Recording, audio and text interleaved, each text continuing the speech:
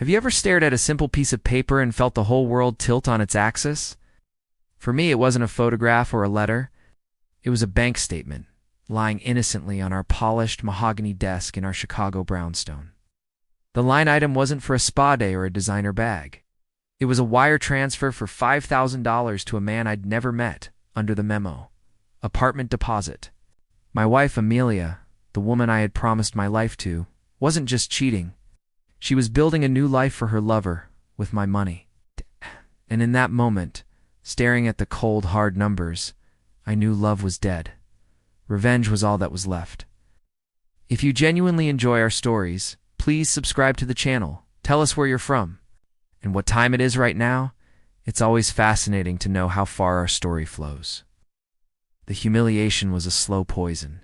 It started with small things. Amelia, who once lived in my hoodies, was suddenly always dressed up, her phone perpetually buzzing with texts. She'd angle away from me.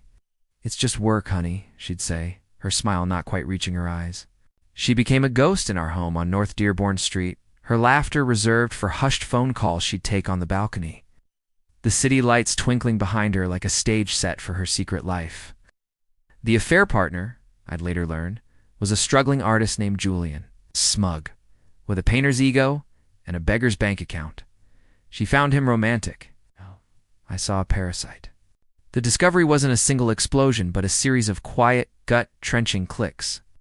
A receipt from a hotel near the Gold Coast for a Tuesday afternoon. A credit card charge for two at a fancy Italian restaurant on a night she claimed she was working late. Each piece of evidence was a nail in the coffin of our marriage.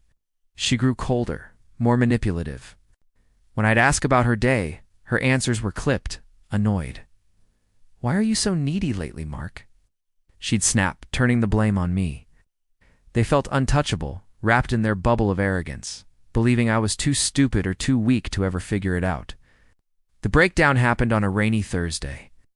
I was sitting in my car across from a dimly lit bar on Rush Street, watching her through the window. She was laughing, her head thrown back as Julian traced a finger down her arm. The sight of it, so casual, so intimate, shattered me. I wasn't just hurt. I was erased. I drove home the city a blur of neon and rain and sat in the dark for hours. The loyal husband was gone. A strategist was born in his place.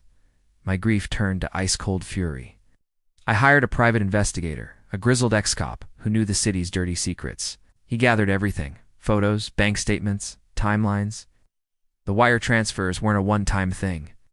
I found statements showing she'd funded his entire lifestyle: his rent, his art supplies, even his bar tabs.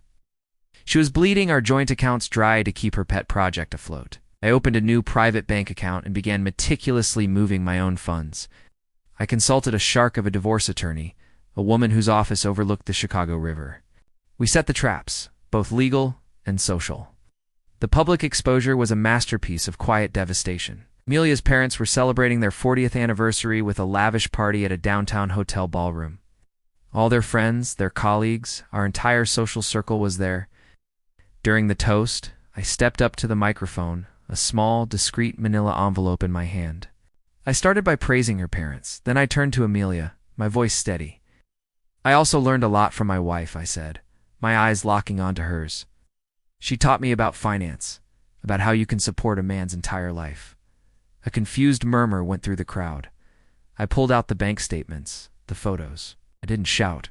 I didn't scream. I just laid out the facts, my voice calm and clear, detailing the affair, the money, the deceit. The silence in that ballroom was absolute. Her father's face was a mask of stone. Her mother began to weep. Amelia stood there, her face ashen, completely and utterly ruined. The divorce was brutal for her. The prenup held, and the evidence of financial infidelity was overwhelming.